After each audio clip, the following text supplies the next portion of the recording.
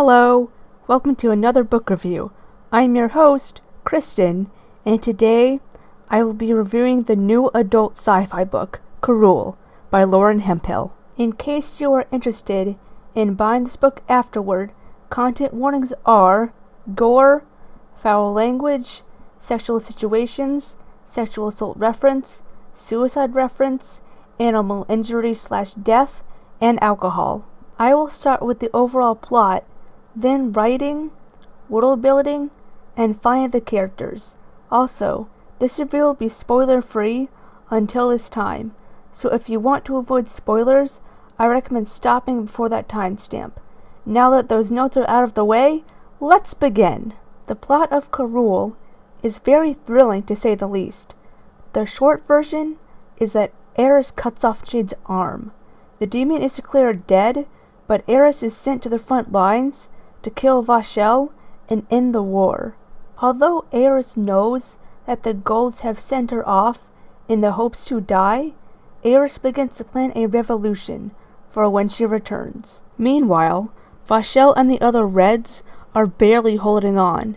Thankfully, they can develop a weapon that will end the war in their favor. They just need to stay alive until then. My favorite details around the plot were definitely the fight scenes, and there were plenty of them, including one with dragons. From the start, this book hits the ground running and only lets up for a few chapters to let the reader catch their breath. I do have a slight issue with the war arc, and there is a bit of a switch during part 3. However, it's during the last third of the book and full of spoilers, so I'll be discussing it in the spoiler section instead. Regardless, the plot was a wild ride from start to finish and kept me invested the entire time. The pacing is very on point and results in a fantastic story. For the writing, Lauren has definitely improved from her first book. There is way less telling and much more showing, which really helps immerse the reader. The descriptions I really enjoyed were the ones for food. All those spices, soups, and drinks sounded so good, and I wish I could make them myself. A second detail I thought was great was how there were content warnings on a separate first page. Also, before chapter 1, there is a small one-page recap about the events that took place in the first book. I have never seen that in a sequel, and considering books in general can take a while to come out, it was super useful. A third aspect I enjoyed was seeing the war from the points of view of both sides. Although it was touched on a bit through Thaddeus in the first book, it was great to get a more detailed, broader perspective.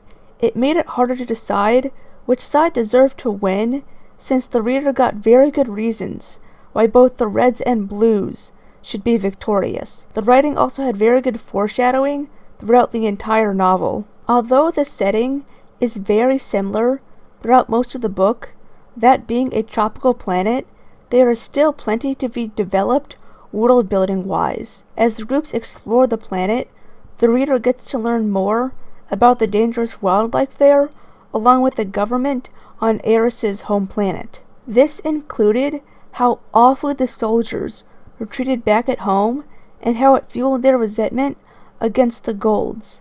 There was also a good full chapter about the average life of a Hazel from Celine's point of view.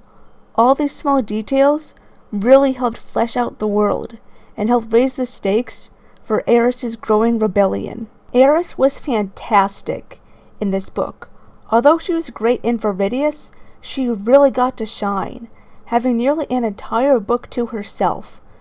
Her character goes on quite an interesting journey as she sinks deeper and deeper into trying to kill Vashel, along with starting a revolution. Her entire journey is her stopping being kind and starting to get what she wants, no matter who she has to stab in the back. Eris also struggles with rationalizing killing Jade and having to no longer think of Jade as a best friend, but a monster. It is a fun corruption arc that I am living for. Not to mention that Eris' growing friendship with Kuroda is also quite interesting. It starts off as Eris first only seeing Kuroda as a pawn, but slowly develops into a good connection, especially since when she is with Kuroda, Eris feels like she can openly air her feelings of past jealousy regarding Jade. Furthermore, seeing Eris use her strategies on the battlefield to navigate the rebellion were great. Speaking of Kuroda, he quickly grew into another one of my favorite supporting characters. My favorite trait about him was that although he could be sweet, kind, and gentle, Kuroda also held a darker side. Not only did he volunteer to fight in the first place, but he clearly somewhat enjoyed it and is the toughest opponent out there. Some of my favorite scenes with him were Kuroda and Eris bonding over food, as well as Kuroda helping Eris after she was severely injured. Kuroda clearly thinks of Eris as his best friend and just wants to help her in the war. That said, as sweet as he seems, I can't help but wonder if Kuroda has an ulterior motive for becoming friends with Eris. Kuroda is a little too eager to do everything Eris asks, even if that means betraying fellow soldiers. And since Kuroda was a king back in his home planet, part of me thinks that he would like the same amount of power again. For another supporting character, I really enjoyed reading about Celine's point of view. It was sad but interesting, learning about what the daily life of a Hazel and former Blue was like. Also, Lauren did use a sensitivity reader for Celine's section, which really shows in the quality of the writing and how Celine's disability was handled. That said, a part of me does wish that Celine got more than a handful of chapters. However, this is only the second book, so I hope to see more of her in the third. Vashel's arc was interesting, especially coming from someone who was one of the antagonists in the last book. Her justifications for murdering half her family and deciding to kill all the Blues were sound in her own mind, and one could see her point. However, her hallucinations brought on from trauma was a detail that I didn't like as much. It was a symptom that was too similar to Jade's.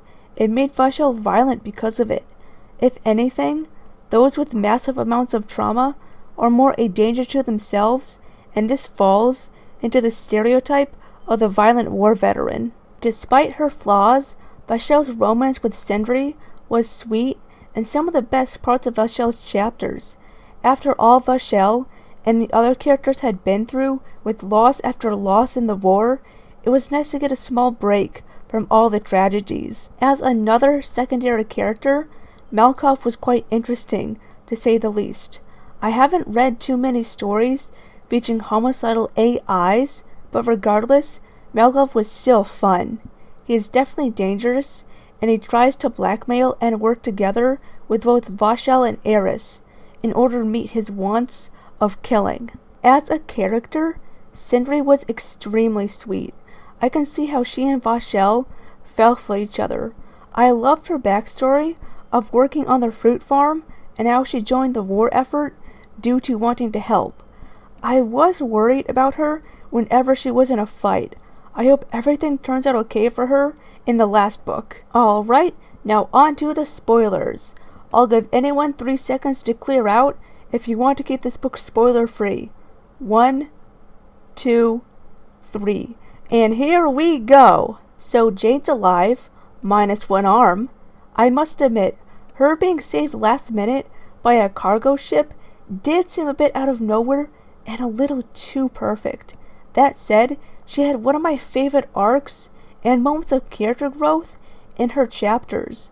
Jade's journey was all about learning to heal both from the loss of her arm and learning to start to cope with her trauma. The reader sees Jade constantly struggle with the fact that Eris betrayed her for, in Jade's mind, seemingly no reason. Thankfully, Jade has Chloe to help her through it, but it's still an extremely difficult time in Jade's life now that she essentially lost everything. One of the best moments of Jade's character was her standing up to Eudoxia once and for all. No matter how much Eudoxia tried to manipulate her, Jade stood her ground and even opened up to Dagmy about what happened. All in all, Jade made some huge, amazing steps in terms of starting to get over her PTSD. I've made my point clear on how I felt about Eudoxia. I hate her, and that hasn't really changed. Dagmy was an amazing character. She was so caring, sensitive, and had a great friendship with Jade. Also, Dagmy is trans, so that was nice to get some representation. Although I don't really have much to say besides that, I did really like the bond between her and Jade, and I can't wait to see more of them in the third book. Now just some general spoilers. Although the ending fight between Vashel, Kuroda, and Eris was fun, it was also a tad frustrating how the war plotline never really wrapped up, despite Vashel getting a bit of acid to the face. She still managed to cling to life. However, I'm not sure where the third book could go from here, considering that Vashel's arm and her entire face are destroyed beyond saving. Plus, there's a good chance she'll die from infection regardless, so why not wrap it up now? Gripes aside, the ending was thrilling, yet sad at the same time. Eris's ship crashing through the trees to kill Jade was exciting. Poor Jade though, just let her rest. Overall, I give this book 4.5 stars. The world building and characters were great, but the plot revolving around the war didn't quite wrap up in a satisfying way before switching to a new goal. Regardless, this was still a fun read. I recommend this and can't wait to read the final book when it comes out. I hope Lauren will keep improving her craft and wish her the best of luck on her writing journey. Also, just before we go to the credits, I just want to quickly announce that I now have commissions open. I'm doing art and sensitivity reading. There's more info on my Twitter and Tumblr. Links are in the description below. I am also going to try to make adoptables every week. So if you like my work and are interested in supporting me, buying one would be a great help. Anyway, thank you so much for tuning in, and I'll see you in the next review.